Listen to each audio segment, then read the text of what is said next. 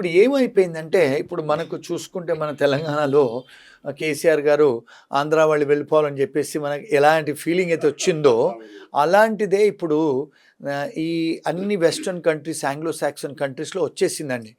ఇప్పుడు పోలాండ్ అనే కంట్రీ వాళ్ళు ఓపెన్‌గా చెప్పేస్తున్నారు. మాకు ముస్లిమ్స్ రావద్దు, స్టూడెంట్సే కానీ వర్క్ పర్మిట్స్ మేము ఇవ్వము అని. అలా ఇప్పుడు జర్మనీలో ఉన్న మాస్కులన్నీ తొలగిచ్చారండి. చాలా యూరప్ కంట్రీస్‌లలో వాళ్ళు ఏం చెప్తున్నారు, ముస్లిమ్స్ గో బ్యాక్ అని చెప్తున్నారు. ఇప్పుడు ట్రంప్ గారు వచ్చిన తర్వాత చాలా కంట్రీస్‌లలో, ముస్లిం కంట్రీస్‌లలో కౌన్సులేట్స్ క్లోజ్ చేశారు. మొదటిసారి వచ్చినప్పుడు కూడా ఒక 40 దేశాలలో కౌన్సులేట్స్ క్లోజ్ చేశారు వారు. ఏది ముస్లిం కంట్రీస్‌లలో. అంటే ఏమవుతుందంటే, ఇప్పుడు ఇమిగ్రెంట్స్‌కు యాంటీ ఇమిగ్రెంట్ ఫీలింగ్ వచ్చేసిందండి. ఆ యాంటీ ఇమిగ్రెంట్ ఫీలింగ్ వచ్చింది కనుక డెఫినెట్గా మనను టార్గెట్ చేస్తారు. అంటే ఇంతకుముందు కూడా అమెరికాలో డాట్ బస్టర్స్ గ్యాంగ్ అనేది ఉండేది. అంటే ఏంటి, బొట్టు పెట్టుకున్న వాళ్ళని చంపేసేవాళ్ళు తెల్లాళ్ళు. అలాంటి సిచ్యువేషన్స్ గతంలో జరిగాయి. దాని తర్వాత బ్లాక్స్ మనల్ని చంపడం అది ఎప్పుడైనా ఉందండి. ఇంటాలరెన్స్ ఉంది, ప్రతి కంట్రీలో కూడా జరుగుతుంది అలాగా. ఇంగ్లాండే కానీ, కెనడా కానీ, యూరోపే కానీ, అమెరికాలో జరుగుతుంది. ఇప్పుడు ట్రంప్ గారు వచ్చిన తర్వాత ఆ ఫీలింగ్స్ అనేది కొంత ఎక్కువ అవుతుంది ప్రపంచవ్యాప్తంగా. కెనడా కానీ, ఆస్ట్రేలియా కానీ, న్యూజిలాండ్ కానీ అన్ని కంట్రీస్లలో అది ఇప్పుడు ఇబ్బందికరమైన టైమే ఇప్పుడు. అంటే స్టూడెంట్స్కే కానీ, లేకపోతే మన H1B వాళ్ళకి కానీ. ఇంకొక విషయం అండి, మన వ్యూవర్స్కి తెలవాల్సిన విషయం. ఇప్పుడు ఒక ఎగ్జాంపుల్ చెప్తానండి. ఇప్పుడు మనం ఇక్కడ బతుకమ్మ ఆడుకుంటాం. మీరు అమెరికాలో బతుకమ్మ ఆడి ఆ పూలను తీసుకుపోయి నదులలో వేస్తారు మన వాళ్ళు. మరి అక్కడ వాటర్ పొల్యూషన్ చేస్తున్నారు కదా, మరి వాళ్ళు ఊరుకుంటారా చెప్పండి. ఇప్పుడు రెండోది, ఇక్కడ హోలీ ఆడతారు, అన్ని హోలీ రంగులు వేసుకుంటారు ఇక్కడ అంటే మనకు హోలీ పండుగ. మరి అమెరికా కంట్రీ లాంటి దేశాలలో హోలీ ఉంటుందా? వీళ్ళందరూ హోలీ పండుగ ఆడుతున్నారు అక్కడ. వినాయక చవితి చేస్తున్నారు, పెద్ద పెద్ద సౌండ్లు పెడుతున్నారు. మరి సౌండ్ పొల్యూషన్ చేస్తున్నారు, మీరు ఎయిర్ పొల్యూషన్ చేస్తున్నారు, ఇమర్షన్ కూడా చేస్తున్నారు, వాటర్ పొల్యూషన్ చేస్తున్నారు. మరి ఇవన్నీ ఫెలనీస్ కదా, ఇవన్నీ సీరియస్ అఫెన్సెస్ కదా. మీరు అక్కడ వచ్చి కాలుష్యం చేస్తున్నారు కదండి వాతావరణాన్ని. మరి వాళ్ళు టాలరేట్ చేస్తారా చెప్పండి. ఇప్పుడు మన బాలకృష్ణ సినిమా ఏదో వస్తే 20-30 కార్లు 40 కార్లు పెట్టుకొని, మ్యూజిక్లు పెట్టుకొని, సౌండ్లు పెట్టుకొని పోతున్నారు. మరి సౌండ్ పొల్యూషన్ కదా. మరి ఇలాంటివి మీరు అక్కడ మొన్న ఒక సినిమా థియేటర్లో బాలకృష్ణ సినిమానో లేకపోతే మన ఇండియాలో ఈ సినిమాలు వేస్తే ఆ సినిమా థియేటర్లు అన్ని పేపర్లు చింపేసేస్తున్నారు స్క్రీన్ మీద. వాళ్ళు సినిమా క్లోజ్ చేసి తెల్లవాళ్ళు మేము ఇంకోసారి మీకు ఇండియన్ సినిమాలు వేయనిమని చెప్తున్నారు. మరి మన వాళ్ళు ఇలాంటివి చేస్తుంటే వాళ్ళ దేశానికి వచ్చి మరి మనం రెండు సైడ్లు చూడాలి కాయిన్కి. వాళ్ళు ఎందుకు ఇలా బిహేవ్ చేస్తున్నారు? మన వాళ్ళు ఇవన్నీ చేస్తున్నారండి. మరి మన వాళ్ళు చెత్తలు వేస్తారు అక్కడికి వచ్చి మన రోడ్ల మీద. మన వాళ్ళు సౌండ్ పొల్యూషన్ మ్యూజిక్లు పెట్టుకొని తిరుగుతూ ఉంటారు కార్లలో. మన వాళ్ళు రాత్రులు అక్కడ కూర్చొని రెస్టారెంట్ ముందు హడావిడి చేస్తారు, గ్యాంగులు నిలబడతారు. మన ఇంటి పక్కన మ్యూజిక్లు పెట్టుకొని పార్టీలు చేస్తారు మన తెలుగు వాళ్ళు స్టూడెంట్స్ మన గెస్ట్ హౌజులలో. మరి అక్కడ మీకు డిస్టర్బెన్స్ అవుద్ది కదండి పక్కింటి వాళ్ళకి, తెల్లవాళ్ళకి. మరి డెఫినెట్గా వాళ్ళు కంప్లైంట్ చేస్తారు కదా సిటీకి, పోలీస్కి. ఇలాంటి మరీ ఎక్కువ చేస్తున్నారు మన వాళ్ళు. ఇది కూడా వన్ ఆఫ్ ద రీజన్. కానీ ఇది మాలాగా బయటకు వచ్చి చెప్పిన వాళ్ళు ఎవరు లేరు, నచ్చరు చెప్తే. ఎవరు చెప్పరు నిజంగా. ఇవి కూడా వన్ ఆఫ్ ద రీజన్ అండి. ఎందుకు అంటే నేను ఇండియా వదిలేసి 30 ఏళ్ళు అయిందండి.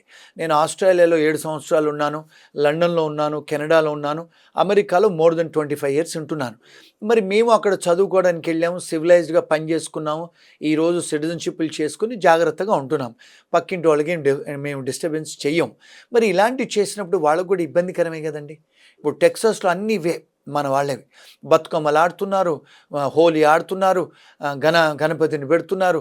మరి వాళ్ళు మీరు ప్రొఫెసింగ్ రిలీజియన్ చేసుకోవచ్చు అన్నారు, స్వేచ్ఛ ఉంది. లుంగీలు కూడా కట్టుకొని తిరుగుతున్నారు. అవునండి, లుంగీలు కూడా కట్టుకొని టెక్సాస్లో తిరుగుతున్నారు.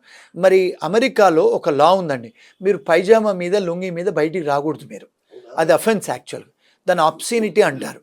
ఎంతమంది తెలుసండి, పాన్ పరాగ్ తింటారు, ఉంచుతారు అక్కడ. ఇప్పుడు గుజరాతీ వాళ్ళు ఎక్కడ తిన్నా పాన్ పరాగ్ ఉంచుతారు. మన వాళ్ళు కూడా కిళ్ళి కొట్లు ఎక్కువైపోయాయి టెక్సస్లో, న్యూయార్క్లో, న్యూజెర్సీలో కిళ్ళి తినేసి ఉంచుతున్నారు. మరి ఇవన్నీ చేస్తున్నప్పుడు మరి వాళ్ళు ఊరుకుంటారండి. ఇవి కూడా డెఫినెట్గా మేజర్ కారణాలు. ఇప్పుడు మనం వాళ్ళ దగ్గర పోయినప్పుడు వాళ్ళతో ఇంటిగ్రేట్ అయ్యి వాళ్ళలాగా ఉండాలి. ఎందుకంటే be as a Roman when you're in Rome. మీరు అక్కడ పోయి తెలుగు వాళ్ళలాగా చేసి బాలకృష్ణ సినిమా వచ్చినప్పుడు మీరంతా ఒక 40-50 కార్లు పెట్టుకొని జులూసులు తీసుకుంటే తప్పు కదండి. మరి ఈ మధ్య చేశారు. ఇప్పుడు ఈ మధ్య కాలంలో కేటీఆర్ గారు వస్తే ఆయన అక్కడ కేటీఆర్ గారు మన టీఆర్ఎస్ పార్టీది అక్కడ పెట్టారు. పెడితే 50-100 కార్లు జులుస్ తీశారు కేటీఆర్ వెనుక. Without police permission you cannot do it and you're doing it. చేస్తే మరి దాని తర్వాత వాళ్ళ మీద కంప్లైంట్స్ కూడా పోయాయి పోలీసు వాళ్లకు. మరి మీరు టీఆర్ఎస్ పార్టీ ఇక్కడ చేసినట్టు అక్కడ చేస్తే కుదరదు కదండి. పొలిటికల్ పార్టీస్ కదా, you cannot do political movements in America. It is a foreign party. ఇవన్నీ కూడా వాళ్ళు సలహాలు సూచనలు తీసుకోకుండా చేస్తూ ఉంటారు మన వాళ్ళు.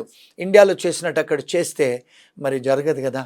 సో ఇవన్నీ కూడా అంటే లీగల్ అనాలిసిస్ చేసి చెప్తున్నాను. నేను ఏ పొలిటికల్ పార్టీని ఉద్దేశించి కాదు, నేను అంటే I'm giving you legal analysis అండి. అందుకనే మనకు కూడా ఇబ్బందులు జరుగుతున్నాయి, మనం కూడా ఒక అందుకు కారణం. ఇదంతా ఓకే, బట్ ఇప్పుడు లక్షలు ఫీజులు కట్టుకొని స్టూడెంట్స్, మన ఇక్కడ నుంచి వెళ్ళే స్టూడెంట్స్ చాలామంది అప్పులు చేసే వెళ్తారు ఇక్కడ నుంచి. అలాంటి వాళ్ళని పార్ట్ టైం జాబులు కూడా చేసుకోనియకపోయేసరికి చాలా ఇబ్బంది పడుతున్నారు సార్. వీళ్ళకి మన కమ్యూనిటీ నుంచి ఏమైనా హెల్ప్ దొరుకుతుందా?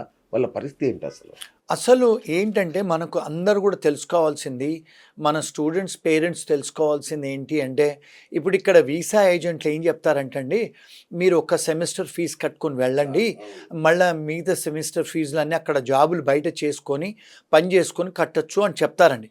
అది యాక్చువల్గా నేరం, ఇల్లీగల్ అడ్వైజ్. అది మీరు యూనివర్సిటీ బయట పని చేసుకునే అర్హత లేదు మీకు.